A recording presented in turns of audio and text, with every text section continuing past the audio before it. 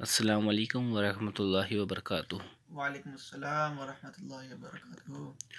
میرا آپ سے سوال یہ ہے، شب قدر کب ہوتی ہے؟ بسم اللہ الرحمن الرحیم۔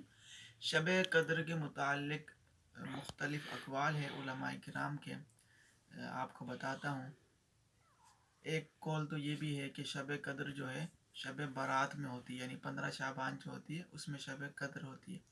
اور بعض علماء کا اس کے بارے میں یہ ہے کہ شب قدر سال کی کسی بھی رات میں ہو سکتی ہے، اور بعض علماء کرام کا اس طرح کا قول بھی ملتا ہے کہ شب قدر رمضان شریف کی آخری طاق راتوں میں کسی بھی رات ہو سکتی ہے، جسے 21ویں رات ہے، 23ویں رات، 25ویں رات، 27ویں رات اور 29ویں رات۔ اور جمہور علماء کرام، یعنی بہت سارے علماء کرام ایسے ہیں جو کہتے ہیں کہ شب قدر رمضان شریف کی 27ویں رات کو ہوتی ہے۔ تو ہمیں بھی چاہیے کہ جب ہم رمضان شریف پائیں اور شب 27ویں رات پائیں تو اس میں خوب خوب اللہ پاک کی عبادت کریں۔ اللہ پاک ہمیں عمل کرنے کی توفیق عطا فرمائے، آمین۔